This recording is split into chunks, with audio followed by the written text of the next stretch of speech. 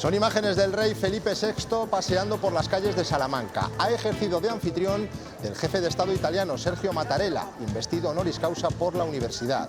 No han faltado las fotos con los estudiantes ni el café en la Plaza Mayor.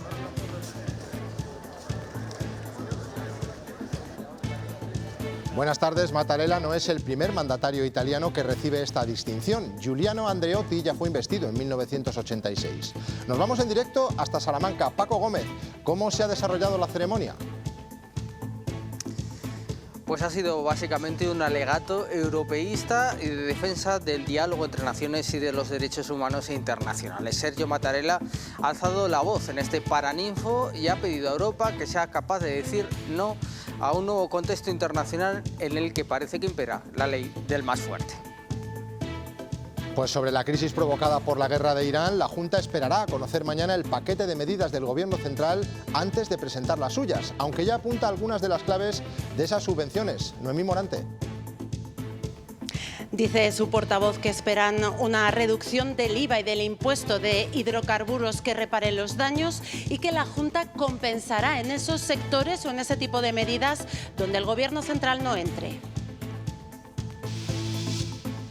El gas ha subido un 25% y las energías alternativas ganan peso ante la incertidumbre de la guerra de Irán. Hoy vamos a analizar el funcionamiento de las redes de calor.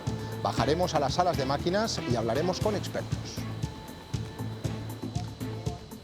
A un día de que entre la primavera seguimos con estabilidad y con cielos despejados. Hoy vuelven además a subir un poco las temperaturas, Sergio. Una jornada más de cielos despejados, Antonio, aunque a última hora de la tarde puede entrar algo de nubosidad por el suroeste, dejando algunos chubascos de carácter muy débil en esa zona de nuestra geografía. Temperaturas en ligero ascenso, salvo en el tercio oriental. En Soria se quedarán tan solo con 15 grados. Hoy es el Día del Padre, una jornada de celebración en la que también comprobaremos cómo ha cambiado el papel de esta figura en los núcleos sociales.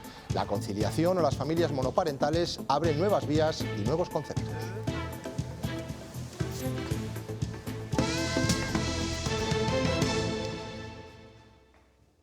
Salamanca se ha dado hoy un baño real con la visita de Felipe VI. El monarca ha acompañado al presidente de la República Italiana, Sergio Mattarella, en la ceremonia de investidura como doctor honoris causa. Ha sido un día muy especial en la universidad. Paco, volvemos contigo. Sí, Sergio Mattarella, presidente de la República de Italia, ya es miembro del claustro de doctores de la Universidad de Salamanca tras su investidura honoris causa y ha aprovechado su discurso de agradecimiento para levantar la voz ante el nuevo contexto internacional. A los jóvenes les ha pedido que no den por sentados valores como la democracia, la paz o la justicia y que luchen por ellos. Y a Europa le ha pedido que sea capaz de levantar la voz ante un nuevo contexto internacional en el que están saltando por los aires las convenciones que crearon la propia Unión Europea o las Naciones Unidas. Un contexto internacional en el que impera, dice, la ley del más fuerte. Toca a Europa. A Europa le corresponde saber decir que no a la ampliación de los conflictos, a una inestabilidad perpetua y multiplicación de los frentes de crisis. Y Sergio Mattarella ya estaba en Salamanca ayer por la tarde, pero ha sido esta mañana cuando ha tenido la oportunidad de descubrir la belleza de la ciudad. Y además lo ha hecho con un guía de lujo, con el rey Felipe VI, que lo ha acompañado en un recorrido que ha incluido pasos tan emblemáticos como la subida de Tostado, la cuesta, la plaza de Anaya, donde se ha hecho una foto con los estudiantes italianos en la ciudad, la calle de la Rúa o la Plaza Mayor, donde incluso los dos mandatarios han tenido tiempo de tomarse un café. Hoy había expectación, sí, pero alguna que otra duda existencial. Muchos sabían que pasaba algo, pero no exactamente qué. No, ni idea.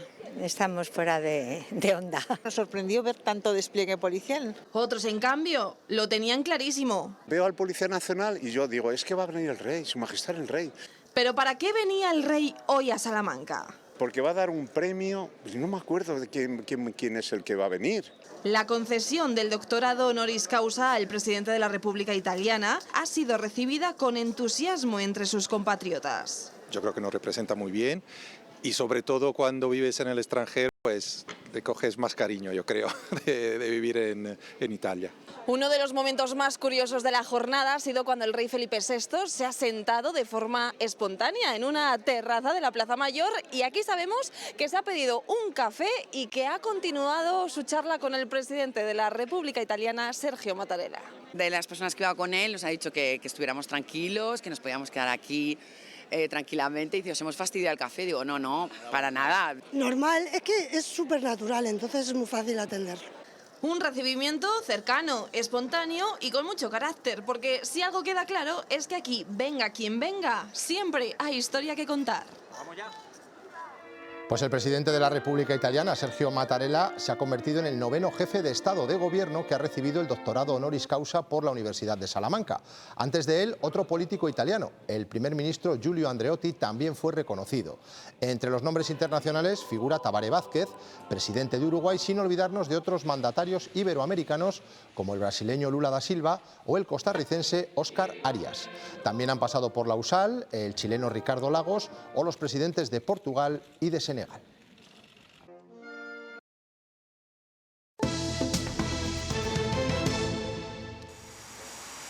Estados Unidos insiste en que está alcanzando todos sus objetivos en Irán y que ha destruido su programa de misiles, a pesar de que el régimen iraní sigue lanzando proyectiles y drones contra otros países, como ha hecho en las últimas horas contra refinerías de Qatar, Kuwait y Arabia Saudí. Además, mantiene bloqueado el estrecho de Hormuz para todos los barcos que no sean chinos, indios o pakistaníes. La guerra de Irán está teniendo un impacto mayúsculo en la macroeconomía y también en los ciudadanos. A la espera de conocer el detalle de las ayudas que va a presentar el Gobierno central, la Junta ha anunciado las bases de las que realizará el Gobierno autonómico. Noemí. Quieren primero analizar las que presente mañana el Ejecutivo Central y en función de eso la Junta se compromete a compensar donde el Gobierno Central no entre y teniendo en cuenta esos sectores más afectados en nuestra comunidad, el productivo, el logístico y el agrícola y ganadero. Aún así, esperan una importante reducción tributaria por parte del Gobierno Central que compense la mayor parte de los costes, bajada del IVA de energía y de productos de primera necesidad y también del impuesto de hidrocarburos. Que tomen las medidas que a nosotros nos gustaría que fueran las más amplias posibles, pues veremos a ver qué es lo que queda sin cubrir y qué es lo que nosotros podemos participar, compensando allí donde el Gobierno haya decidido no entrar. Impacto sobre el crecimiento económico lo puede tener por el comercio internacional, porque somos una comunidad exportadora y si las exportaciones se ponen en peligro, pues lógicamente es un perjuicio, y lo puede tener desde el punto de vista del incremento de costes. Estados Unidos quiere que los países europeos le ayuden a desbloquear ese estrecho, pero los 27 no están dispuestos. Hoy están reunidos en una cumbre del Consejo Europeo en Bruselas, en la que coinciden en reclamar una desescalada que abra paso a las negociaciones para poner fin a la guerra, mientras estudian medidas ante sus consecuencias, como el aumento de los precios de la energía. Sánchez está defendiendo el modelo español, basado en renovables. Apostar por las políticas climáticas, seguir y continuar con esta senda de impulso a las renovables es en el interés, no solamente desde el punto de vista climático, sino en el interés del bolsillo de los ciudadanos, y eso es lo que va a sostener el Gobierno de España aquí en Bruselas y mañana y en el Congreso de los Diputados cuando presentemos el Real Decreto Ley de medidas. Alberto Núñez Feijóo ha recordado que el PP ya presentó un paquete de medidas urgentes para paliar los efectos económicos derivados de la guerra de Irán hace 2 semanas, centradas en la rebaja fiscal. Insisten que el Gobierno de España reacciona tarde, mientras hace caja con los impuestos. Y en la cumbre del Partido Popular Europeo ha pedido a sus socios lealtad con España. El hecho de que no estén de acuerdo con el Gobierno de España no significa que en España no haya una alternativa y que el partido mayoritario esté ordenando todo este caos que se está produciendo en nuestra política de defensa y en nuestra política de exteriores, además de la política de inmigración. Y en las gasolineras ya estamos viendo el efecto de la subida del precio del barril de Brent, que ya supera los $110 a causa de la guerra en Oriente Medio. Ahora mismo, repostar en algunas gasolineras nos puede llegar a costar hasta 2 euros. El litro de diésel hoy nos cuesta unos 11 céntimos más que la semana pasada, mientras que el de gasolina aquí se ha incrementado prácticamente un 5%. Con los precios de los carburantes al alza, los vendedores al por menor auguran un horizonte negro. Las perspectivas, tal como están las cosas, no son para estar, digamos, muy tranquilos, sino más bien todo lo contrario. La agrupación de vendedores al por menor de carburantes de Castilla y León recuerda, el 50% del costo del combustible son impuestos y a la espera de las medidas para paliar los efectos de la guerra que anunciará mañana el Gobierno, esto es lo que plantean. Bajar el IVA del 21 al 10% o al 5% y poder eliminar parte o todo el impuesto de los impuestos especiales de hidrocarburos. Pero también abogan por otras soluciones a largo plazo, como la apuesta decidida por combustibles renovables que reducen emisiones, favorecen una transición justa y nos permiten ser más autosuficientes del petróleo. Si esto se tomara en serio, a gran escala, estaríamos hablando en el 2030 en torno a más de un 60% como mínimo, que estaríamos abasteciendo todos los vehículos con estos productos, porque esto es una realidad. Recuerdan que España tiene una gran capacidad de producción de este tipo de combustibles, con refinerías punteras en Europa, lo que ofrece además una gran ventaja competitiva. Los efectos de esta guerra podrían empezar a notarse en la factura y la clave está en la dependencia. Cuanto más dependemos del exterior, más vulnerables somos a esas tensiones. España ha avanzado en generar electricidad, pero no tanto en cómo calentarnos en nuestras casas. Apostar por energías más independientes es también una forma de ahorrar a largo plazo. Gran parte de la energía que consumimos pasa por Oriente Medio y cuando esa zona se tensiona, el impacto llega directo a casa. Sube el gas y con él la calefacción o el agua caliente. Hoy en día, el 70% de la energía que se consume son combustibles fósiles. Es decir, lo que usamos cada día para ducharnos, calentar la casa o cocinar depende en gran parte del gas o del gasóleo. Sería no solo económicamente rentable, sino también beneficioso desde un punto de vista medioambiental y social, sacar los combustibles fósiles de nuestros hogares. La alternativa pasa por cambiar cómo generamos ese calor apostando por energías más limpias. Como la bomba de calor, la solar térmica, la biomasa sostenible. Y también por transformar los edificios y la forma en la que se reparte la energía. Generar el calor de manera centralizada y luego se distribuye simplemente por tuberías hasta los distintos edificios. Un sistema más eficiente en ciudades, mientras que en el entorno rural las soluciones son otras. Una caldera de biomasa sea una opción, podría ser una bomba de calor también, que funciona tanto en vivienda multifamiliar como unifamiliar. El cambio requiere inversión, unos 20.000 millones al año, pero el ahorro a largo plazo sería aún mayor. En concreto, estiman hasta 60.000 millones de euros de aquí a 2050 si se acelera esa transición. Muchas son las ciudades que ya han apostado por una red de calor como alternativa térmica para sus vecinos. Vamos a sustituir sus antiguas calderas fósiles por un intercambiador que produce agua caliente, que se puede utilizar perfectamente para producción de ACS, para la ducha o el agua caliente sanitaria, o para la calefacción. Un proceso que comienza con la biomasa producida en los bosques y acaba en los grifos y radiadores. Nosotros producimos agua caliente en una central de biomasa, enviamos todo ese agua caliente a través de tuberías enterradas por un despliegue que hay en toda la ciudad, para llegar a los edificios finales. El paso más difícil es hacer la obra de canalización de ese agua caliente. Lo importante es tener la red. Es un auténtico trabajo y se pide paciencia, ¿no?, para la ciudadanía. Y aunque poco a poco va creciendo... Cuando hay, digamos, marejadas internacionales, sí que se da un empujón.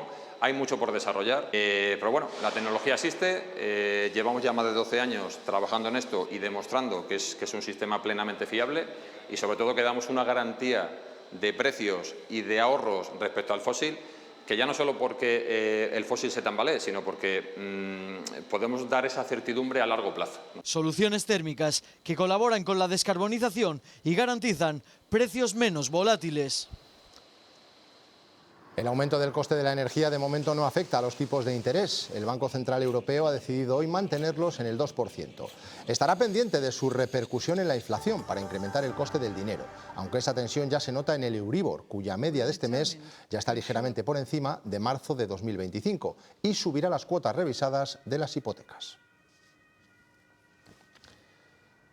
Una subida de los tipos de interés también aumentaría el coste de los créditos y ante este panorama desde el sector financiero de Castilla y León se piden medidas inmediatas y realistas para que las empresas puedan hacer frente a la incertidumbre actual.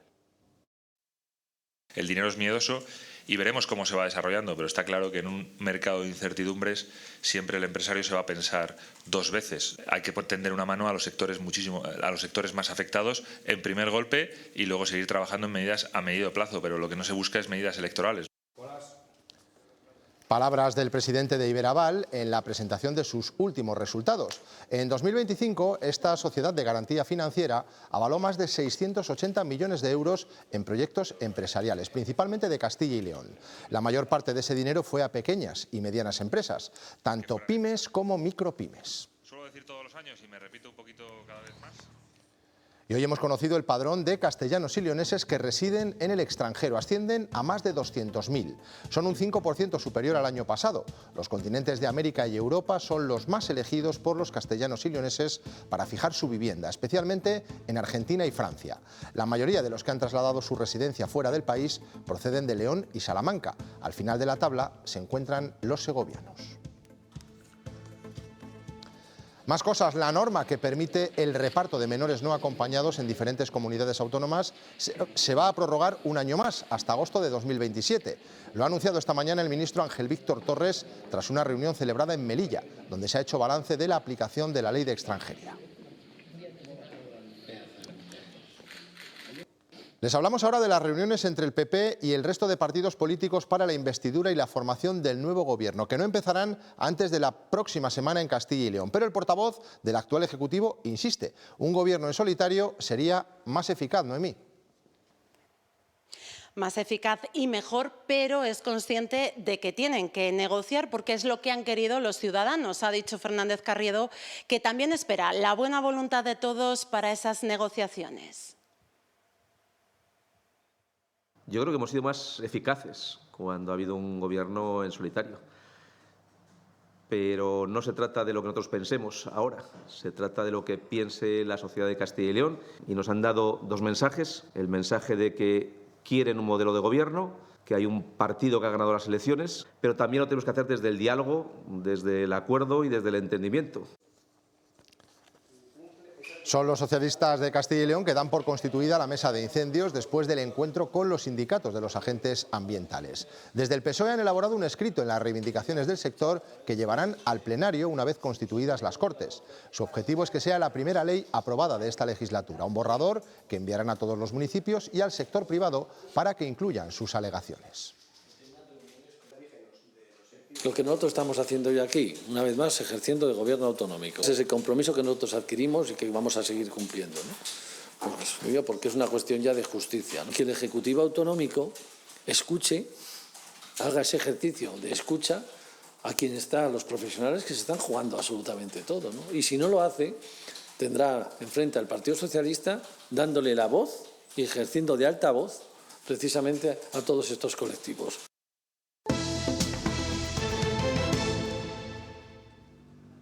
Continúa ardiendo la nave de residuos neumáticos y plásticos de La Bañeza, en León. Ha bajado la intensidad del humo y la columna, también hay menos llama porque los servicios de extinción de la Diputación y de la Junta y del Ayuntamiento continúan trabajando en la zona para sofocarlo cuanto antes, aunque se va a mantener varios días. La situación ha mejorado, pero se sigue pidiendo precaución, sobre todo a las personas más vulnerables del entorno, solicitando que usen mascarillas, mientras continúa la investigación sobre los propietarios de la nave para esclarecer qué provocó el fuego. Cuarto y penúltimo día de la huelga de médicos de esta semana, hoy con un seguimiento medio del 20%. El impacto de esta jornada de huelga se deja notar especialmente en las urgencias, donde los pacientes ven incrementados en gran medida los tiempos de espera. Ante el inmovilismo del Ministerio, el Sindicato Médico de Castilla y León propondrá una huelga indefinida. El que la huelga no sea una semana al mes, sino que la huelga sea indefinida. El Ministerio no está tomando en cuenta lo que los médicos estamos pidiendo y por lo tanto yo creo que tenemos que acelerar un poquito para intentar por todos los medios acabar con esto y conseguir aquello que pedimos, que creemos que es lo justo. 28 denuncias a sanitarios se registraron el pasado año en Castilla y León, un dato que por desgracia representa solo la punta del iceberg porque los incidentes que quedan sin denunciar son mayoría. La Guardia Civil está impartiendo talleres a enfermeras y enfermeros de nuestra comunidad para que estos profesionales sepan defenderse ante situaciones así. Hemos estado en una de estas jornadas en Zamora. No hay problema. a aprender esto. Una mano con otra. Y sale siempre. Para evitar esto otro. La Guardia Civil enseña a profesionales de la enfermería en Zamora a defenderse de agresiones. Nuestro primer consejo es evitar el enfrentamiento, que si existe la posibilidad de huir corriendo a buscar ayuda, eso es lo primero que tienen que hacer. Pero si esto no es posible, se trata de intentar zafarse de los agarrones en manos, pecho. O una de las más degradantes para las mujeres, que en la mayoría de los profesionales de la salud son mujeres, es el agarre en el pelo. Se recomienda mantener una distancia de seguridad de 1,5 metros. ¿Qué es lo más largo? La pierna. De ahí atrás. Y fijarse en la actitud del posible agresor. Sobre todo en las manos. Si está nervioso, si está apretando los puños, son factores que nos van a indicar que está próxima a una posible agresión física. Se estima que más del 80% de los profesionales de la salud ha sufrido una agresión en algún momento de su vida. Uno de los grandes problemas es no denunciar estas situaciones. En 2024, de las más de 2.500 incidencias que llegaron al Consejo General de Enfermería, solo 100 terminaron en denuncia. Esto es fundamental, desde luego, presentar la denuncia en primer lugar para que exista una concienciación de la magnitud del problema y en segundo lugar pues para poder abarcarlo, para poder tomar las medidas necesarias mediante estudios, análisis y demás. Por eso, los sanitarios deben saber que en cada comandancia de la Guardia Civil cuentan con un interlocutor policial. Nos vamos a Zamora. Las quintas jornadas de las desapariciones involuntarias en el medio rural llegan a su último día con más ponentes y mesas redondas de interés. El de la prevención es clave en este apartado. La sintomatología a nivel conductual, funcional y cognitiva influye de manera negativa y favorece que las personas con demencia desaparezcan. Aquí el trabajo de los profesionales con estas personas es clave para prevenir una desaparición. Principalmente para que no ocurra este tipo de desapariciones y en el caso de que ocurran, pues dar unas claves prácticas para intentar encontrar a esa persona. Entre esas claves la más importante está centrada en la comunicación, una comunicación adaptada a sus capacidades, con el uso de frases cortas y respuestas sencillas. No hay que agobiarles, no hay que corregirles, hay que acompañarles y hay que apoyarles. Son personas que están pasando por un momento que seguramente les resulte angustiosa. En este contexto también es fundamental la aplicación AlertCops y todas sus funcionalidades. Compartir tu ubicación, el poder tener notificaciones de estas personas cuando entran y salgan de un lugar para que nos avisen, o el guardián público para que compartan su posición con el sistema en caso de que les ocurra algo, podamos saber por dónde estaban. Y el guardián privado, sobre el que los cuerpos y fuerzas de seguridad del Estado ponen el foco. Ya sea una persona mayor que se pueda desorientar o ya pueda ser un niño que tiene que ir al colegio solo, pues sus protectores tengan la tranquilidad de saber que han llegado al lugar, que han salido del lugar. Una aplicación que sigue siendo novedosa para todos, a pesar de tener 10 años de vida. La digitalización se impone poco a poco en todos los ámbitos de nuestra vida, también en la educación, donde la plataforma Moodle se ha consolidado como el gran referente a nivel internacional en esta materia, para estudios universitarios o de secundaria. Más de 200 personas se reúnen estos días en Valladolid para compartir sus experiencias en este campo. La pandemia no hizo más que acelerarlo, pero la digitalización en la enseñanza era ya una realidad, gracias a iniciativas como Moodle. Es una herramienta de aprendizaje a distancia, básicamente es para que los estudiantes puedan hacer cursos a través de Internet. Su filosofía de código abierto enamora a más de 500 millones de usuarios de 200 países. Poder compartir, cambiar, traer nuevas cosas, nuevos diseños, nuevos desarrollos. Moodle es útil no solo en el aprendizaje, también como herramienta de gestión. A través de Google Drive y una hojita de Google Sheet, ahí vamos a poner los datos de los estudiantes y con solo dar clic en un botón, ya están matriculados los estudiantes. Lo utilizamos también como recurso para todo lo que es las sesiones de órganos colegiados.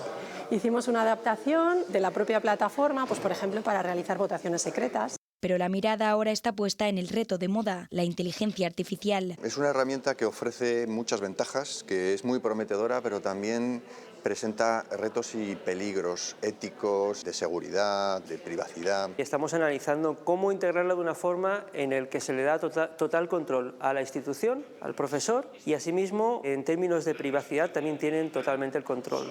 Cerca de 300 docentes, desarrolladores de software y gestores lo analizan estos días en Valladolid. ChatGPT se ha convertido en una herramienta indispensable para la vida de muchos, sobre todo de la gente joven. Lo utilizan, por ejemplo, para hacer itinerarios de viaje, para recetas de comida, incluso para pedirle opinión sobre según qué temas, algo que no es del todo ético. Pues bien, ahora la Universidad de León y la Universidad de Salamanca han publicado un estudio en el que aseguran que los estudiantes que lo utilizan tienen mejores rendimientos y también mejores notas. Ahora bien, hay que saber cómo utilizar esta herramienta.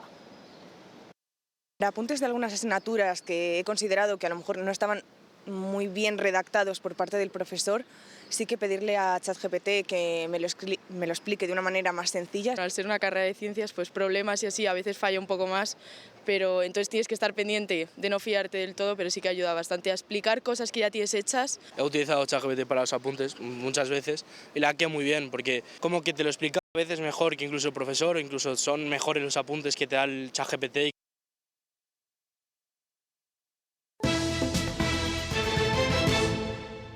Hoy, 19 de marzo, es el Día del Padre. Su papel ha evolucionado con los avances sociales. La mayor parte de las figuras paternas actuales han adquirido roles relacionados con la conciliación familiar y su papel en las casas es cada vez más parecido al que tradicionalmente realizaban las madres. Grabar esta imagen hace 60 o 70 años hubiera sido difícil de conseguir. Ha habido un cambio entre el rol tradicional, el padre proveedor, cuya función era proveer económicamente a la familia y mantenerse al margen de la educación de los hijos, al padre actual, a la figura actual que podríamos llamarle padre implicado o padre corresponsable. Ha cambiado mucho la cultura, la sociedad ha cambiado muchísimo. Creo que ahora nos ocupamos de más cosas y eso es positivo, tanto para las mujeres como para los hombres. La figura paterna ha cambiado y mucho. En la terminología freudiana, el padre era una figura simbólica. En cambio, a partir de los años 70, esa figura simbólica, distante, autoritaria, no se ajusta a la realidad. Nosotros en casa, cuando íbamos a comer y mi padre hacía así, ya nos quedábamos todos cuajados. Y ahora no, claro. Ahora los chicos, pues, te interpelan. Ahora el diálogo es lo que se lleva, si no es imposible. Hoy los padres tienen más en cuenta las emociones. Ahora quizá lo que nos encontremos es con una sobreprotección, que probablemente esté influenciada por el impacto que las redes sociales ejercen. Ese padre es muy complicado. Intentamos hacer lo mejor posible y darles el cariño que necesitan los niños. A todos ellos, feliz Día del Padre. Cáritas Castilla y León ha presentado el documental Segundas Oportunidades. En él se narra la historia real de varios expresidiarios y de cómo afrontan su vida tras salir de prisión. También los problemas a los que se enfrentan una vez que están fuera de la cárcel. Cuando salí, pues lo que pensaba pues, era en trabajar y hacer mi vida y dejarla atrás todo. Desiderio buscaba rehacer su vida tras 4 años en una prisión de Ecuador. Aprender a valorar la libertad, lo que tenemos. Él es uno de los protagonistas, uno de los rostros de la inserción. Sé que cualquiera puede tropezar por qué situación lo has hecho, por qué, cómo estabas, entonces que no nos tengan discriminados, que sepan que más o menos cualquiera puede caer hoy en día.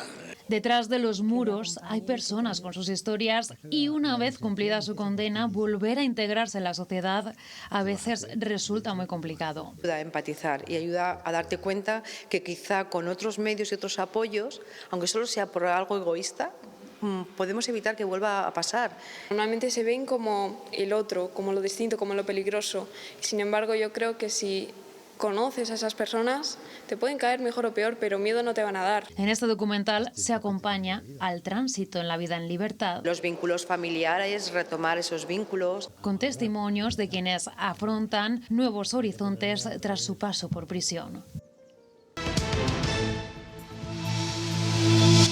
Aquí se desciende de categoría a equipos que están representando no solo a Segovia, sino a Castilla y León y a nivel nacional. Yo creo que los argumentos que ha empleado son argumentos serios. Estamos buscando una vía de diálogo. Que desde el 3 de enero del 25, que tuvieron una reunión en esta casa, hasta hoy todavía no se han dignado en llamar y en intentar dialogar. La sanción de 1.000 euros al equipo cadete de la gimnástica aillonense por falta de jugadores derivó hace un año en la creación de la Superliga Segoviana, una competición paralela a la federada a la que se sumaron la totalidad de los clubes de fútbol sala. 800 jugadores, 2/3 partes de las licencias de la pasada temporada se fueron a esa Superliga. Solo hubo una excepción, aquellos que disputaban competiciones nacionales. Ahora la Federación Española ha decidido la expulsión de Valverde, San Cristóbal y Sego Sala al considerar que hay una vinculación directa con la Superliga. La creación en Segovia de la Superliga por 1000 razones, con casi una treintena de clubes y 86 equipos, principalmente de fútbol sala, ha desembocado casi un año después en la expulsión de las competiciones nacionales de Valverde, Segosala y San Cristóbal. El motivo es que la Federación de Castilla y León considera que existe una vinculación directa de estos clubes con la Superliga. Firmaron en el mes de junio una declaración jurada por la que decían que ninguno de sus equipos iba a participar en esa competición y parece ser que se ha demostrado que no es así. El único pecado que nosotros hemos podido cometer es el de brindar apoyo. Las pocas llamadas que hemos recibido son de padres que no sabían dónde estaban, pensaban que estaban en un club que resulta que era otro. Incluso el presidente de la Federación va más allá.